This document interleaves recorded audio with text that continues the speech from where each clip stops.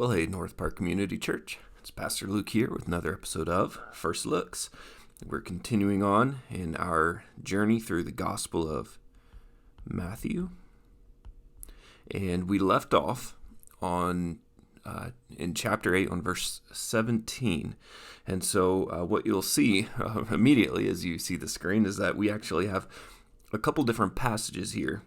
Now, we will be picking up with chapter 8, verse 18, and that's going to go through verse 22. But we also have, right here, we have chapter 10, and this is picking up in verse 34, and it's going to go all the way through 39. And then over on the right, we have chapter 16, and it picks up in verse 24, and it goes all the way through to 28.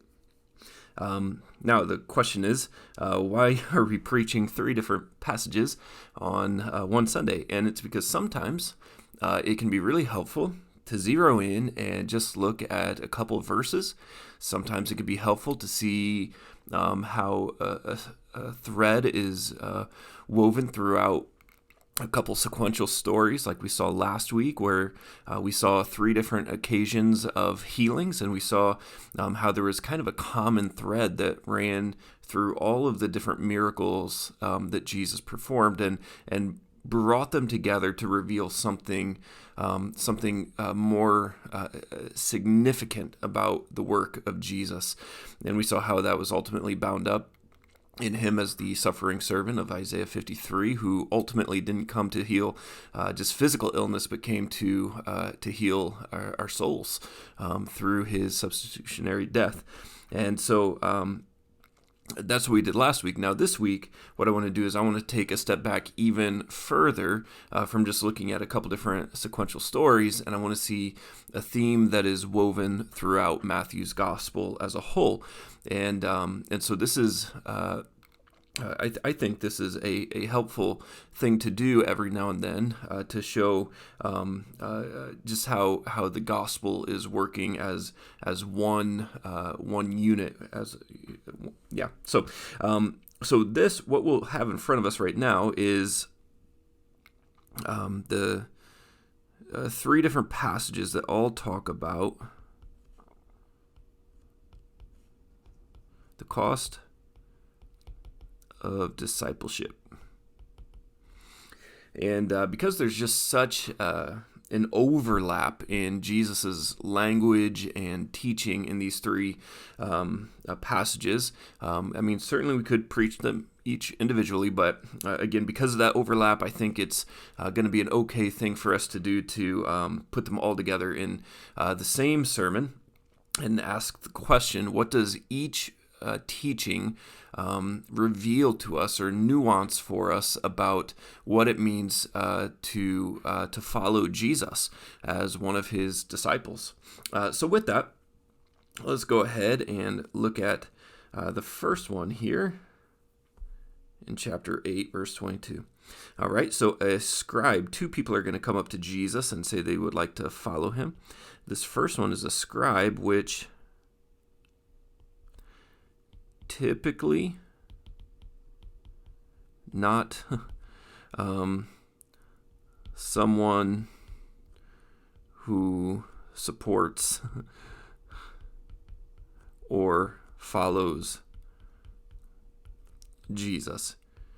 Usually the scribes and the Pharisees are antagonists to the work of Jesus, but here, and we'll see Nicodemus in John chapter 3, who's a Pharisee and a ruler of the Jews, and here we have a scribe. We do see, here and there, where the scribes and the Pharisees will acknowledge Jesus and desire to follow him. And so this scribe came up to Jesus and said, "Teacher." Now, this is interesting.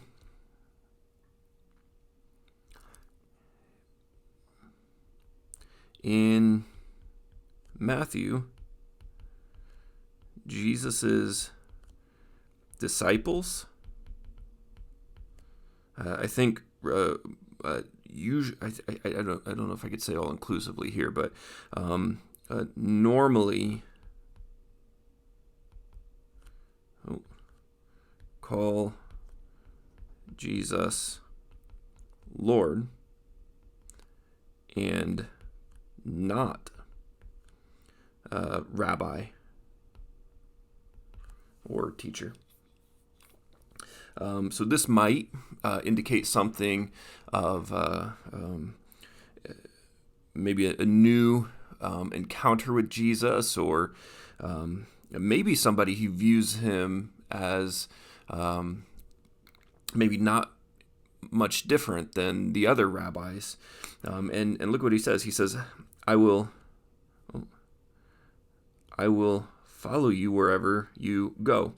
Now, the way that this is rendered here may not be the best way to reflect what this scribe is saying. I think it can also be translated as wherever you are going. Wherever you are going.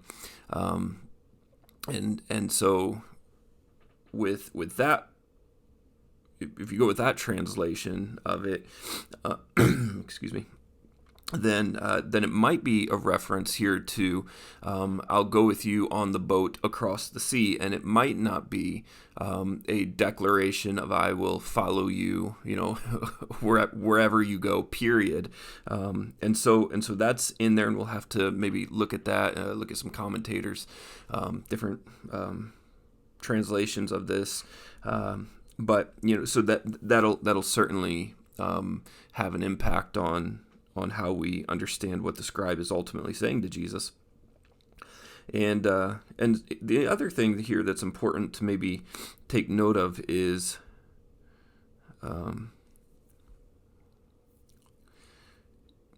a student chose a rabbi, but Jesus chooses his students, his disciples. And so this is another just kind of differentiation between Jesus and your typical rabbi here. And so Jesus' response to him is, well, foxes have holes. Let me get a... Foxes have holes, birds of the air have nests, but the Son of Man has nowhere to lay his head.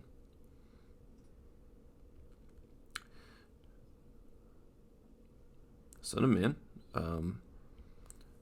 is the most used title Jesus takes for himself there.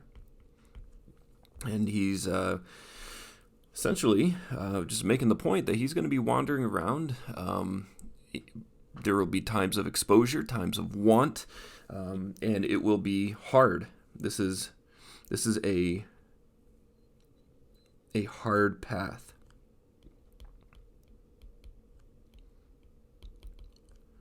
Jesus' mission. And then as we go down a little bit further here, this kind of is the break, then another of the disciples,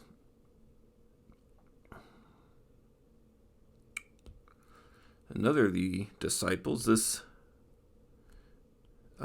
Matthew has not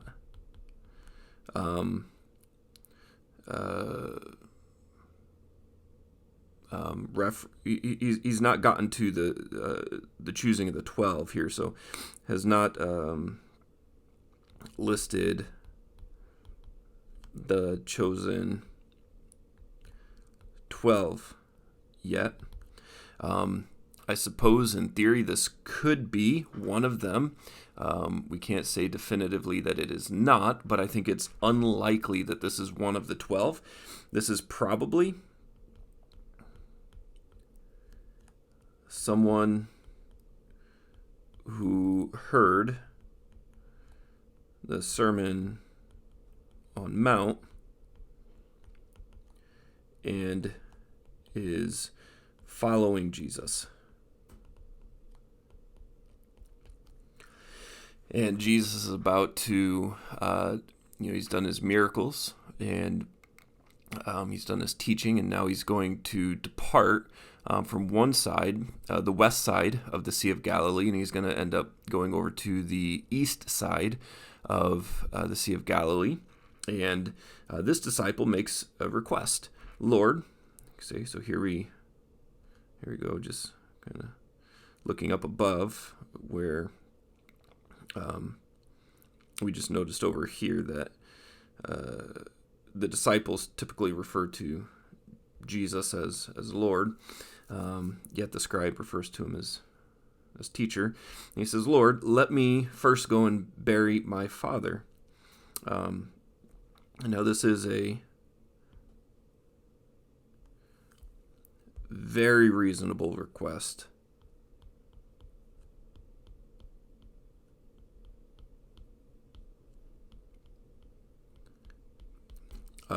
Very understandable. And Jesus responds with a shocking statement. Here it is. Follow me, and leave the dead to bury their own dead. Okay, a couple things here. So this is the call to discipleship. That's how Jesus likes to say it. Follow me. Follow me and I will make you fishers of men. Follow me and leave the dead to bury their own dead. And so leave the dead to bury their own dead. This is now a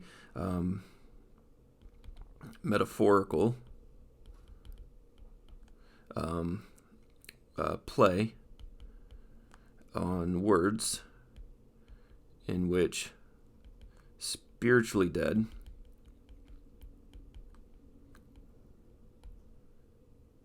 bury the physically dead. The question that we have to ask is, why in the world would Jesus be so strong in this statement? And it could be one of two things. It could be that Jesus is making just a strong point about being on his mission and following him and recognizing the sacrifice that comes with that, to prioritize Jesus above everything else. Another point, though, that's worth exploring is one commentator suggests that the request to go and bury my father was not just the day of actually burying him, or even the maybe couple days to up to a week of ceremony and that would go on for after, as part of the funeral service type thing that would last a few days to a week. One says that no son would ever be out on the road able to say this to Jesus if his dad had just passed away. And so he said culturally, this one commentator said, culturally speaking, what is probably being communicated here is that I need to essentially see my father to rest by taking his work and handling his affairs, and this could be something that would last years potentially, to kind of step into his father's place on things. And so that is maybe a more that helps us make a little bit more sense of this. But especially when we look at these next two passages, it could also just be that this guy wants to follow Jesus, runs to go tell him, I want to follow you, but now I need to bury my dad first. And Jesus is making one of one of his famous, really extreme statements to make a point. So that's the first one that we have there. If you want to follow Jesus, you have to let the dead bury their own dead, and you have to be willing to follow him. When that means that that foxes and birds have better accommodations than you have. All right, now let's look at the second one here. This is another, again, just strong language that is difficult for us to swallow. This is what he says: "Do not think that I've come to bring peace on earth." Say what? Isaiah 9:6. He's the Prince of Peace. The Messiah was to bring kingdom of shalom, peace. And he says, "Don't think that I've come to bring peace on earth." And so immediately where this catches our attention. And he goes on to say, "I've not come to bring peace, but a sword." Now, not literal. Not literal, because later on in this gospel, he's going to say to put swords away. And this is actually I think it's more of a word picture for division. And I think that's in the context of what we see, where it says next, "For I have come to set man against father, and daughter against mother, and daughter-in-law against mother-in-law." And so I think this is the sword that Jesus is referring to, where there will be division and conflict within the closest familial relationships. And a person's enemies will be those of his own household. And this right here is a citation from Micah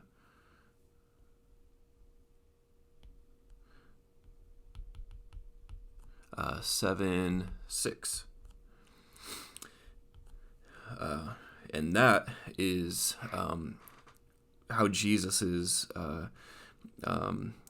showing how the prophets did foretell exactly what Jesus said, and that's not to the contradiction of the kingdom of shalom that he will bring, but it does start to give us a distinction between, for what we'll refer to as his first coming work and his second coming work, and what lies in between those two advents of Jesus.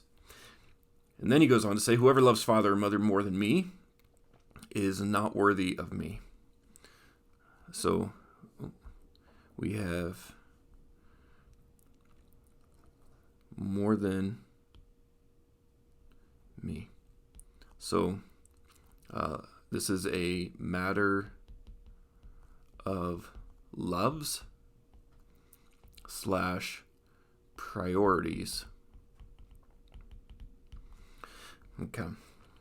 And whoever loves son or daughter more than me is not worthy of me. And whoever does not take up his cross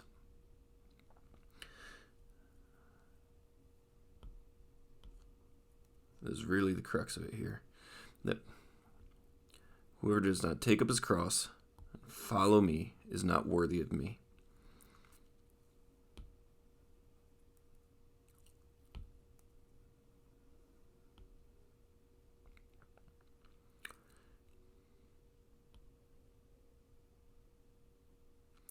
Take the cross, follow Jesus. Whoever finds his life will lose it. Whoever loses his life for my sake will find it. And so this is the paradox of following Jesus.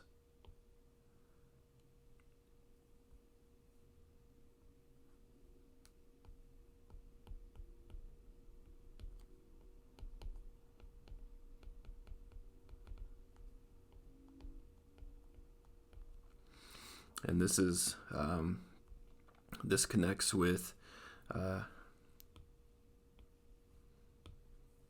the spiritual life.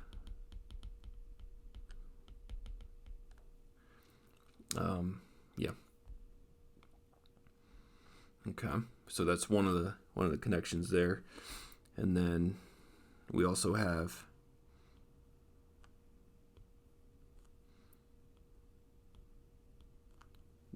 that's another one of the connections there of loving Jesus more than father or mother. And so there's a couple of and then follow me.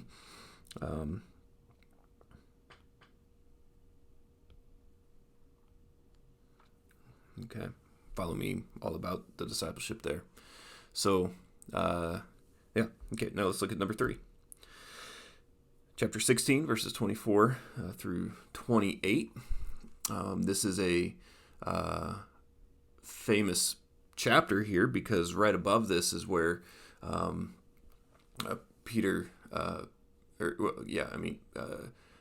confesses Jesus to be the Christ. Jesus says, "Who do people say that the Son of Man is?" And Peter says, "You're the Christ. You're the Son of the living God."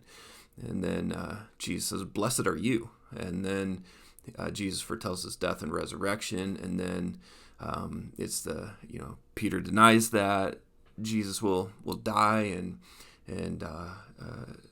Peter denies that Jesus will die, and Jesus responds, "Get behind me, Satan." And then as Jesus is foretelling his death, he then says this: if anyone would come after me,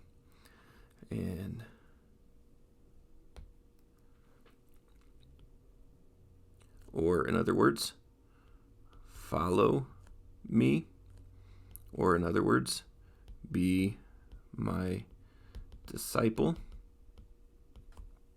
let him deny himself and take up his cross and follow me.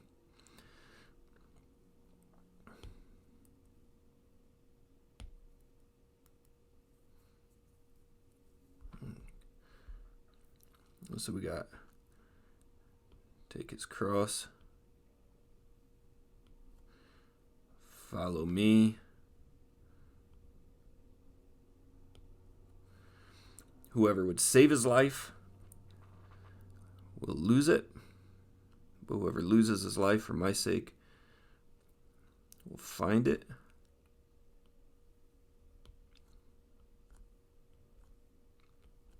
So we're seeing all the parallels here. For what will it profit a man if he gains the whole world yet forfeits his soul?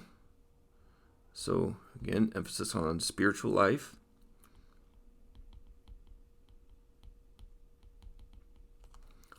What shall a man give in return for his soul? For the Son of Man is going to come with his angels in the glory of the Father, and then he will repay each person according to the work that he's done. Truly I say to you, there are some standing here who will not taste death until they see the Son of Man coming in his kingdom. And so there it is. We've got these 3 different passages that have just a tremendous amount of overlap in what Jesus is teaching about what it means to follow him and be his disciple. And I think if we take all of them side by side, we will see a grand teaching because we can see how each one of these passages, while they say overlapping principles, they each contribute a unique facet to discipleship. And I think that that's what I would like to highlight for us, showing the common thread, but also the unique distinguishing elements of each one of these passages. So this is a lot of stuff here, but I think it will be very good. And so please pray for me as I think best about how to frame this up and deliver this for the good of our people. So I love you, church, and I'll see you Sunday.